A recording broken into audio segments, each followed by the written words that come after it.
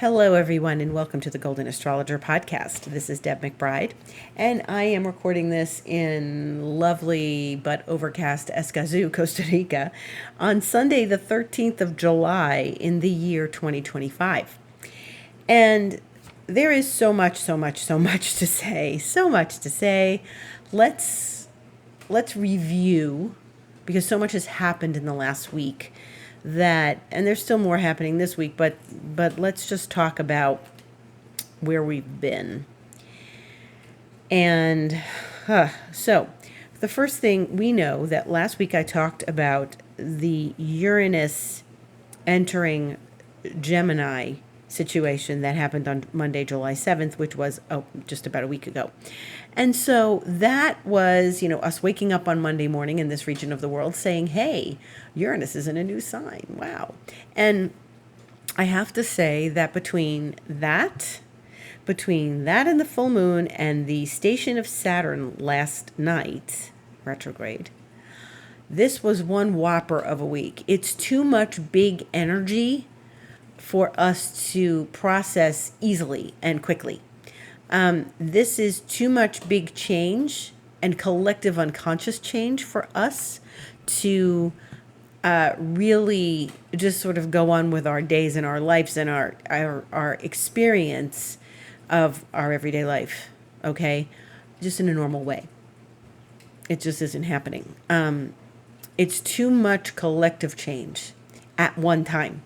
Now, what I have been saying since the end of last year, and again with my look ahead to the year 2025 called the liminal labyrinth, the liminal labyrinth, the experience of this year, it's very much the in-between place between where we were, where we're going, and how we navigate all of that. And that's why it's a labyrinth, because just as one thing is turning direct, something else is turning retrograde, and something progresses and something else moves backwards. And it's the way of 2025.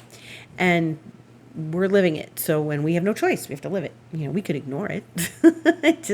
But we're going to be very uncomfortable. At least you can say, I'm blaming the astrology. I know what's going on. But, I want to say that I, clearly performed my work, as I always do. But there were days of exhaustion last week, and I wasn't the only one. So it's not like, oh, Deb, you're doing something wrong, or Deb, maybe you should see the doctor. Deb, it's my neighbor who's a numerologist. She was exhausted. I was exhausted. And then I talked to another friend this morning, and she said she's exhausted. And actually, she called me this morning, and I said, hi. And she says, are you an astrologer? And I said, yes. And she said, well, tell those planets to just cut it out. Cut it out. And I'm like, yeah, don't I know it? She said, everyone's exhausted. And don't I know that too? It was really hilarious when I picked up the phone and she says, are you an astrologer? I'm like, why are you asking? So I'm supposed to have direct conversation with the planets, especially the outer planets, which are so far away, and let them know that everybody on Earth is telling them to just cut it out. So like Uranus would ever listen, right? Like they would ever listen, any of them.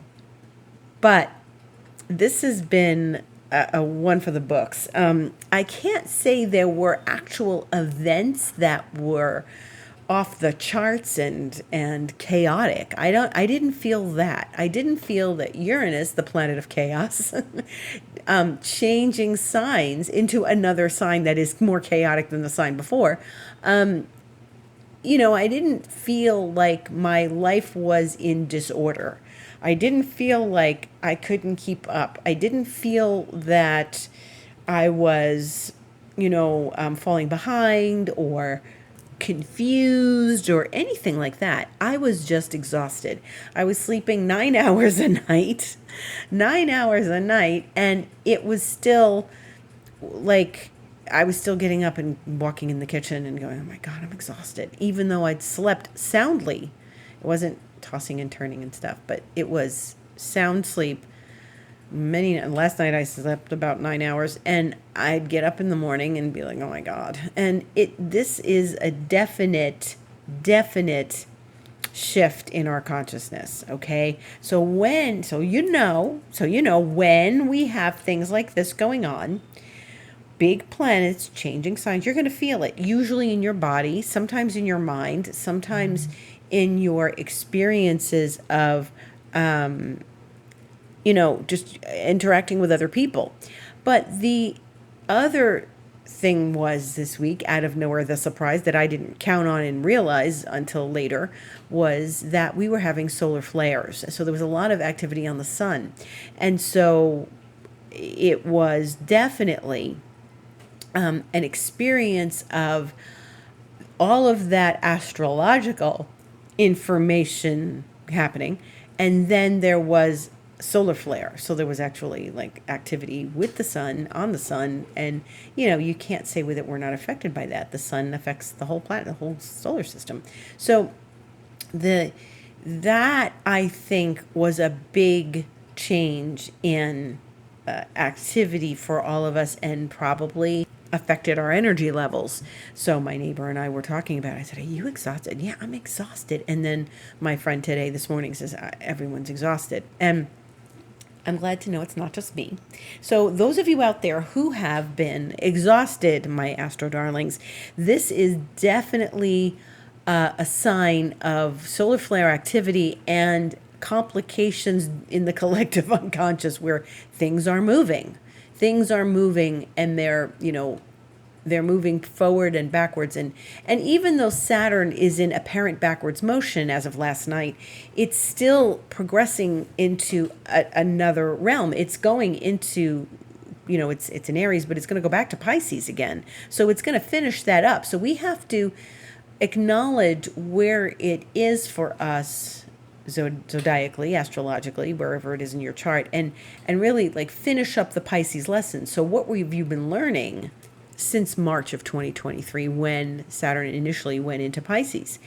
And really, we felt this end of the zodiac, end of a huge cycle, 29-year cycle thing. And we're feeling this now, as Saturn is going to go back and dip into Pisces again before it goes into Aries to stay early next year. So we're processing a lot. Uranus just entered a new sign for the first time since 8 years. So I really feel like we have a lot of work to do in paying attention to ourselves, connecting with ourselves and our life, and what this all looks like for our life. What does this mean for us? So I just wrote a blog last night about all of this, about Uranus going into Gemini and Saturn turning retrograde in Aries, and the full moon. And it's on my website. You can go to thegoldenastrologer.com and click Astrologer's Thoughts, which is at the bottom of the page.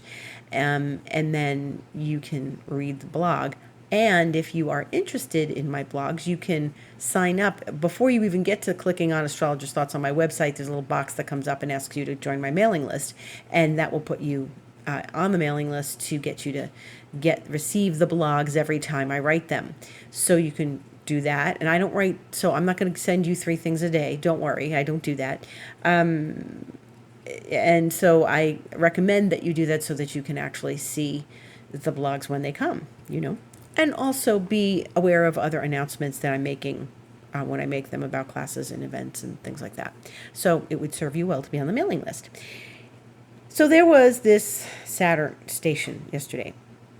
And Saturn, when Saturn slows down, things feel heavy.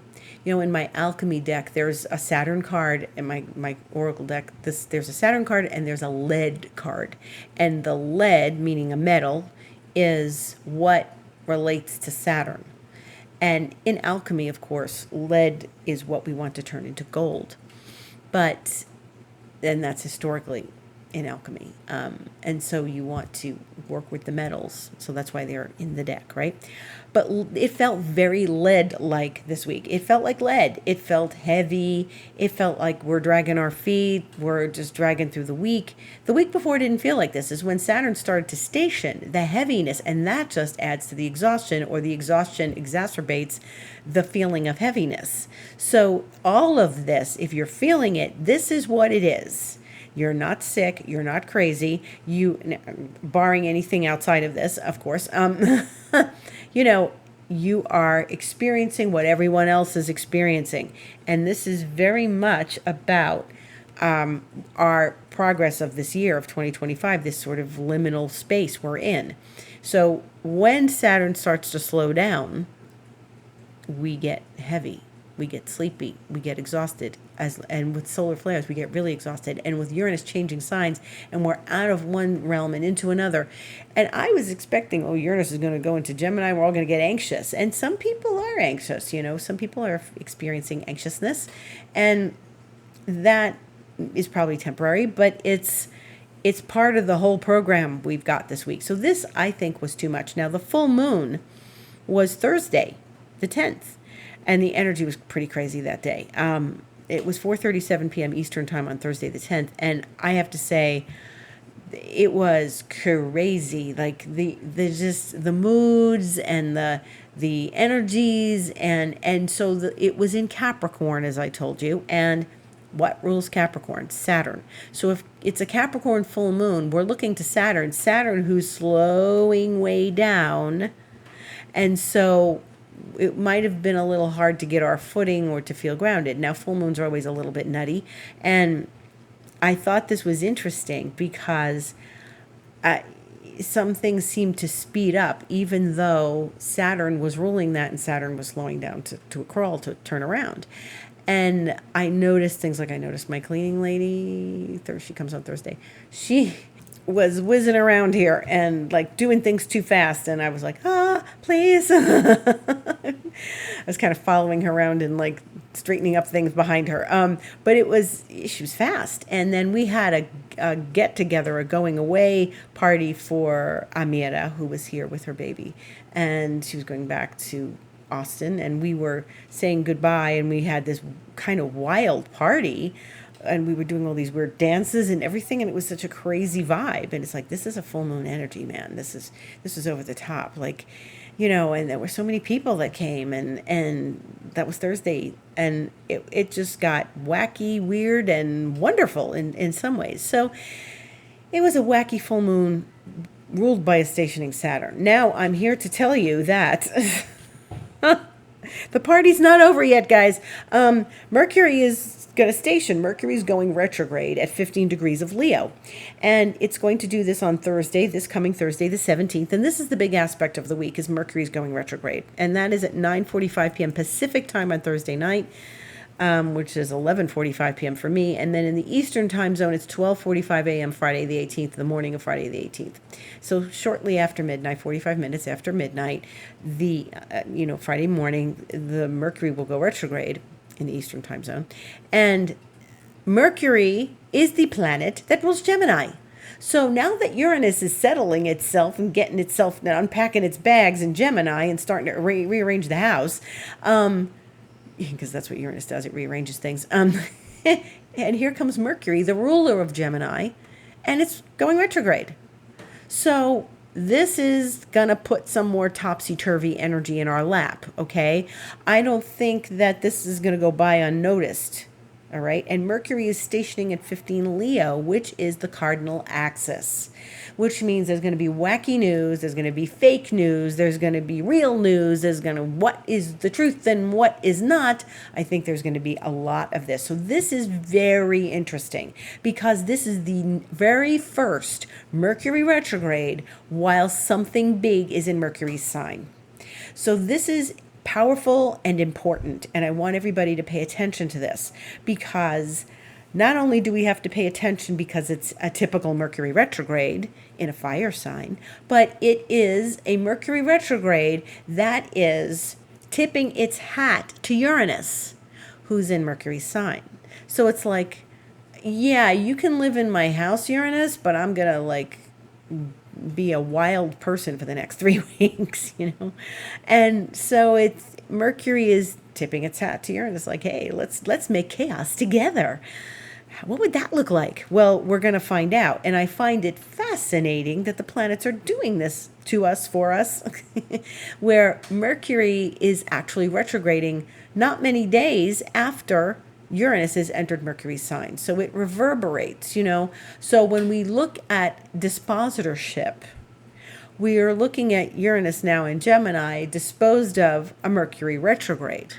So this is fascinating, and it is going to give us some different information and probably some information about Uranus and Gemini.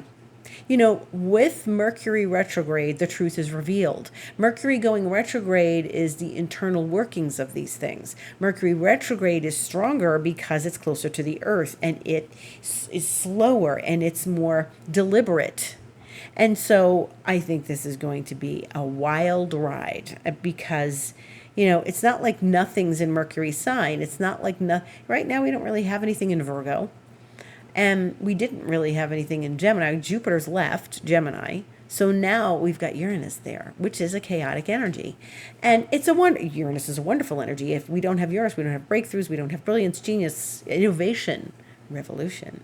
So I find all of this, you know, very fascinating. Of course, I have a Gemini moon, so I'm gonna be like, hey, yeah, like let's stir the pot. And you know, of course, as I've mentioned before, that Uranus is now talking nicely to Pluto because they're both in air signs.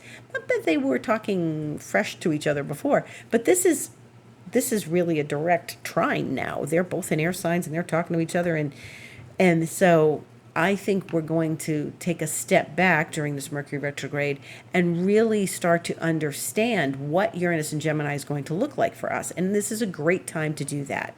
So start noticing what your communications are. Start noticing what your meditations are like if you do them, your journaling, your dialogue with people. And I'm already finding that people are misunderstanding one another and stuff like that. So that's probably Mercury getting ready to retrograde. But, you know, and then next Sunday, the 20th, the moon will enter Gemini at 6:22 a.m. Eastern Time, and it's going to conjunct Uranus right away at 7:16 a.m., which means Uranus has moved a little bit, you know, for the moon to take about 50 minutes or so to conjunct Uranus. But that means that the moon is ruled by crazy Mercury retrograde, right? Okay, so now we've got a lot going on. Now the moon, who is entering Gemini for the first time since Uranus got there, is conjuncting Uranus in Gemini for the first time Sunday the 20th of July, next Sunday, when we meet again here. And I have to say, I expect some rock and roll with that. I expect maybe some chaos, maybe some wacky information, maybe one of those moments of what's the truth, what isn't, what's real news, what's fake news. All of this has to do with the Gemini and the Uranus and stuff. And this is really going to bring us to some very interesting information. Now, the thing is, Gemini in and of itself doesn't necessarily want to go deep. Okay? But a deep planet like Uranus is in there is telling us we have to go deep. And we have to go deep in our communications with people, and we have to go deep in our conversations, and we have to go deeper than we've ever gone in order to understand things on a deeper level and really get to the meaning of something, okay? This means the meaning of life, the meaning of our purpose, the meaning of our dialogues with people. We want to start going deeper into our communications with others and our thoughts and our mental capacity. Our mental capacity is going to get stretched and expanded in a way we don't expect, all right, with Uranus and Gemini. And this is so important for us to understand. Now, any Gemini energy that's laying around that doesn't want to go deep is going to get triggered by Uranus and be forced to go deep. So if you have a planet in Gemini, or if you know someone who's got planets in Gemini and they just like to keep everything light and funny and witty, which is charming, they're going to get hit with something very profound, and it will change their lives. But that's good. It's a good thing if you accept it and don't resist it. You can't resist the outer planets. Like my teacher used to say, the outer planets don't care what you have planned.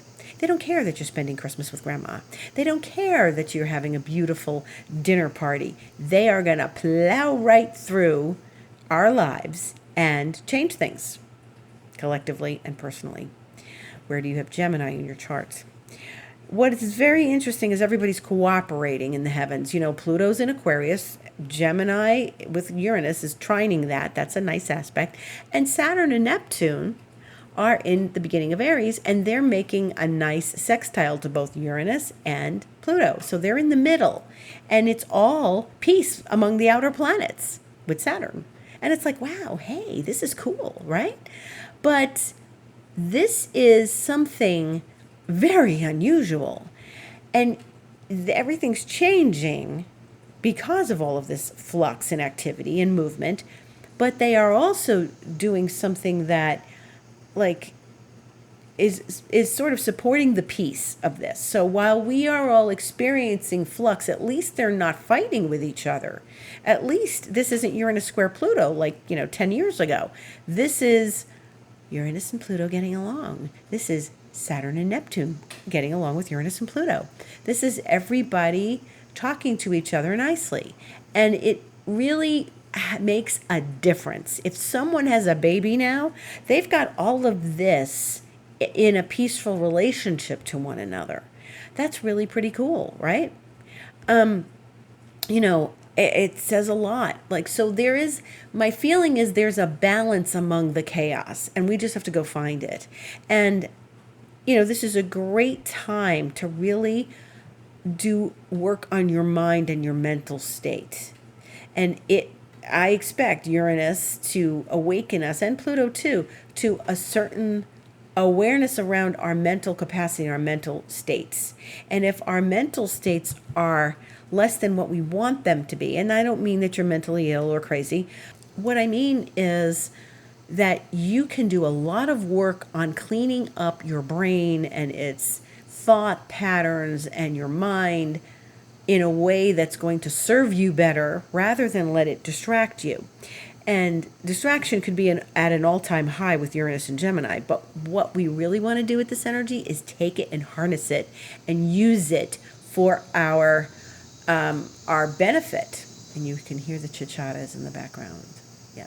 This is a time when we can advance learning about the mind and the brain and experiencing the depth of it and where we can go to heal our thoughts, our beliefs.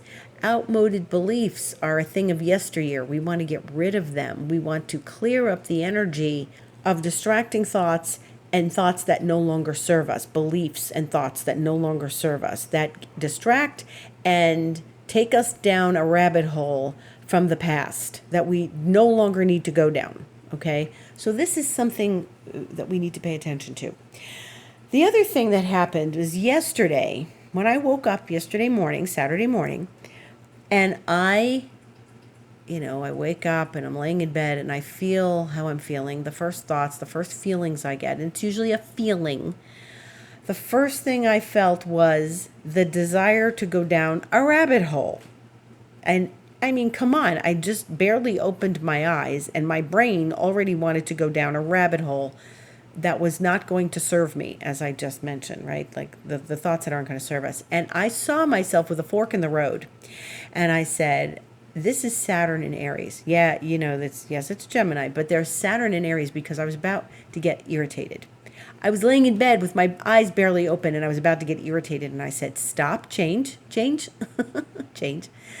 This is one of the things we need to handle with Saturn in Aries because it's very easy to slip into old thoughts of anger that don't serve us. Stuff from the past, historical anger, things we never got to express, things we shouldn't have expressed in ways we shouldn't have expressed them that maybe we needed to sort out on our own instead of like screaming at somebody.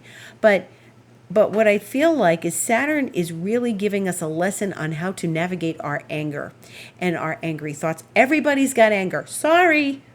I'm not saying you're an angry person and you're like, it's destroying your life, but we all have gotten angry at some point. Even if you've gotten angry at something you read in the paper, it's going to we get triggered. There's always going to be something that will trigger us because we have historical anger. And anger usually covers sadness. And when I saw myself about to go down a rabbit hole, I stopped and I said, no. If I'm going to get inflamed, I don't want to be inflamed. Anger is inflammatory.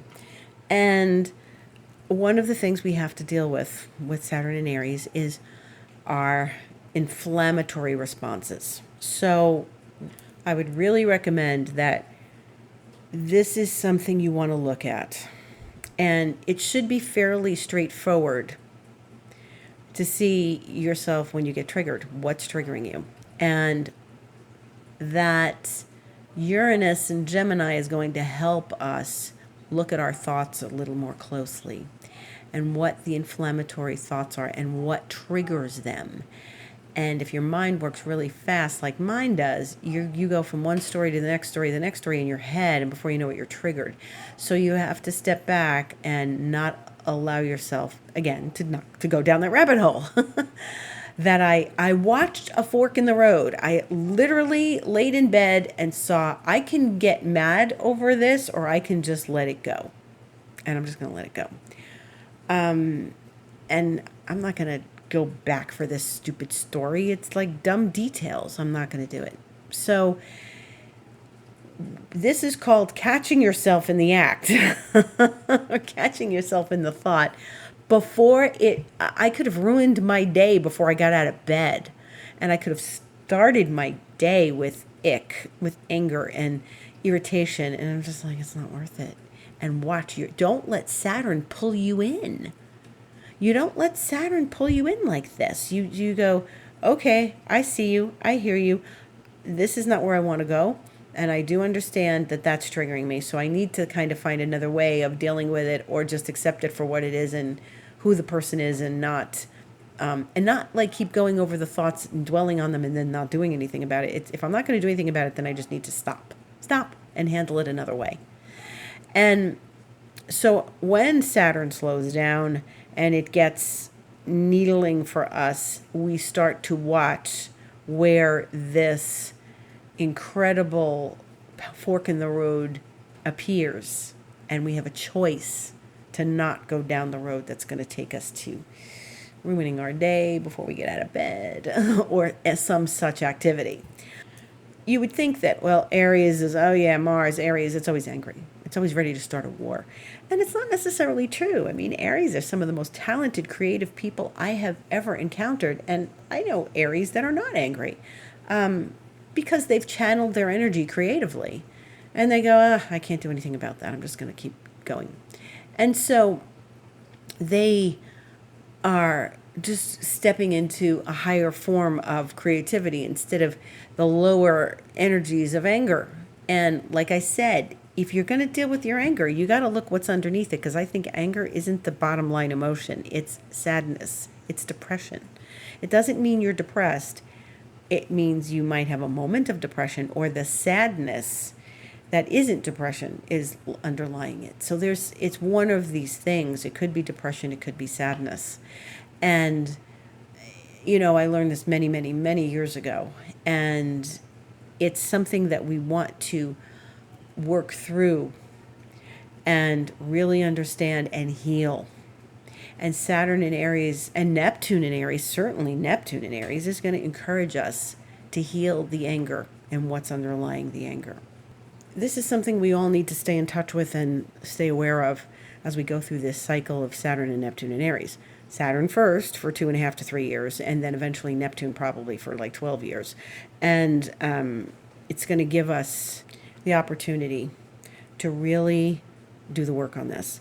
Now, Uranus and Gemini, along with all of this, can also trigger us very profoundly, meaning that we can lose our head and say things we don't want to say before we've even had time to think about it, because Uranus in Gemini is a very fast mental process. Okay, so we have to slow down and we have to consider everything and not respond with, an inflamed voice. you know, this is all really important. This is the final week of the sign of Cancer. The sun will change signs to the sign of Leo Tuesday of the following week, the 22nd. It's going to slip into Leo, and it's going to be in the morning, 9:29 a.m. Eastern Time. So we've really got about maybe less than 10 days before the sun goes into Leo. This is the last week of the sun in the juicy sign of Cancer. And it's been so delicious having the sun in Cancer, especially when it made that nice conjunction and new moon with Jupiter. And that feels like it was yesterday morning, and really it was weeks ago.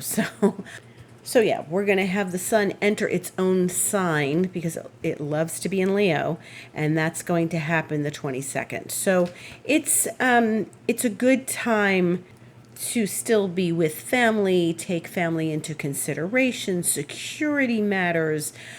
Sometimes Cancerian season brings financial matters because it's about security, and sort of really connect to what makes you feel secure, what is giving you a sense of security and stability in your life. Cancerians and Tauruses really love that feeling of security. So while the sun is in Cancer, we like to make it arrange it so that we are really supporting ourselves appropriately, mostly emotionally. So if you have that feeling of emotional stability and security in your life, and it's real, then it can really help you navigate bigger cycles like Uranus and Gemini and Saturn and Neptune and Aries and Pluto and Aquarius. So Cancerian season gives us a chance to look at all of that and spend time with ourselves. And am I happy in my home?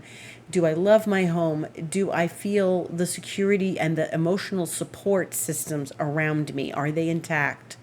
And can I make adjustments to that? Do I really need to find an emotional support system?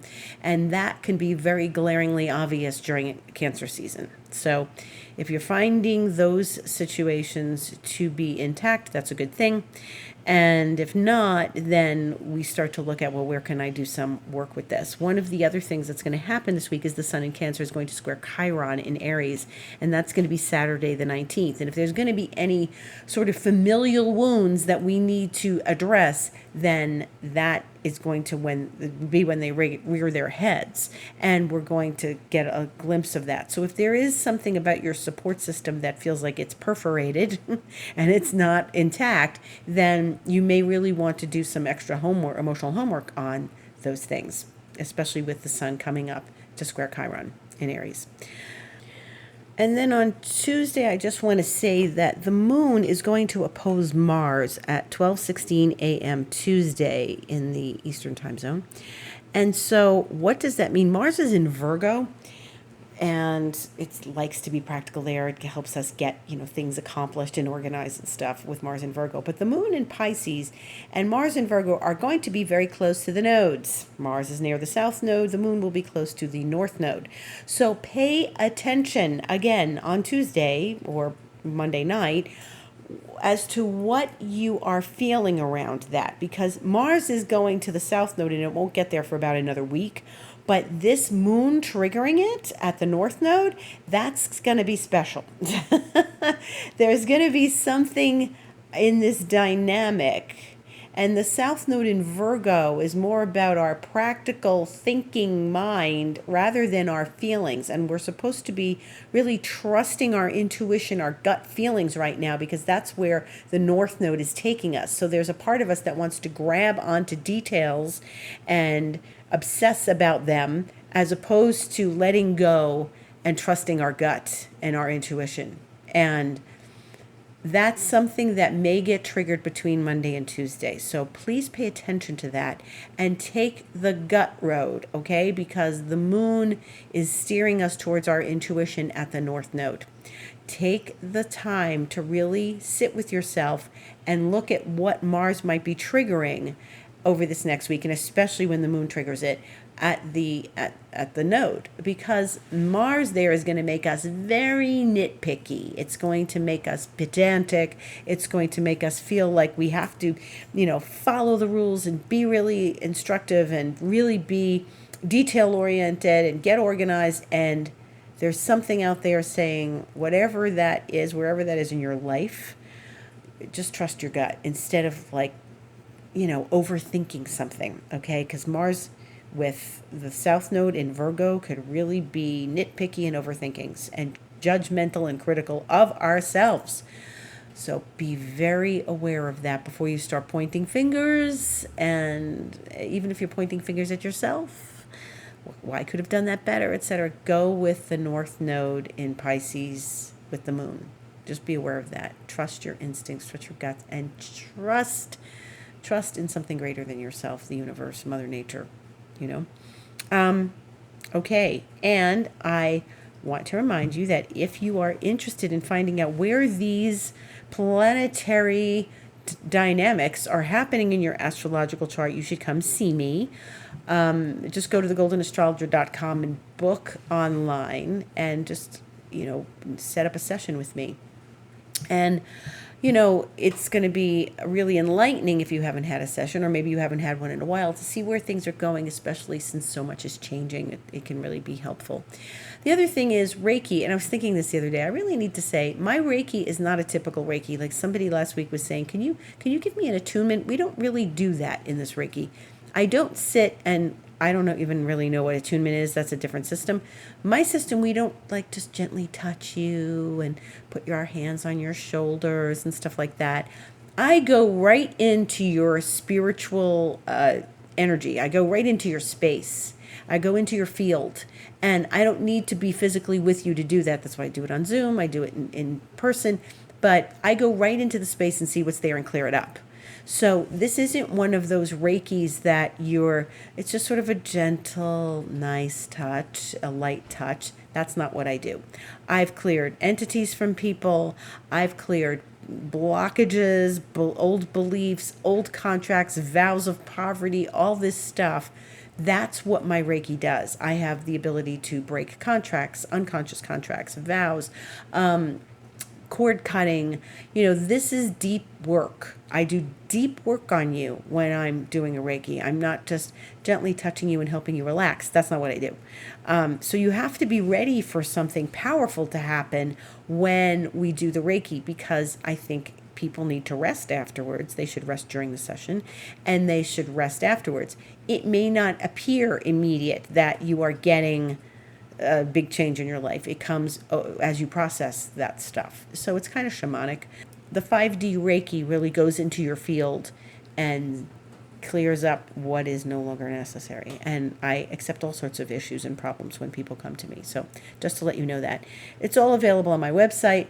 Follow me on Instagram for other stories and other information. And that's the Golden Astrologer as well. And there's always expansion mentoring if you want to spend more time with me digging up the old beliefs and clearing it all out. So that's 3 months, 6 months, 12 months. Thank you for listening. Gratitude to each and every one of you. Hope you're all hanging in there. I know this podcast is a little longer this week, but we had a lot to discuss even from last week. And I hope you're all managing these energies very well. And if not, come see me. Thank you so much for listening. Gratitude and love to everyone.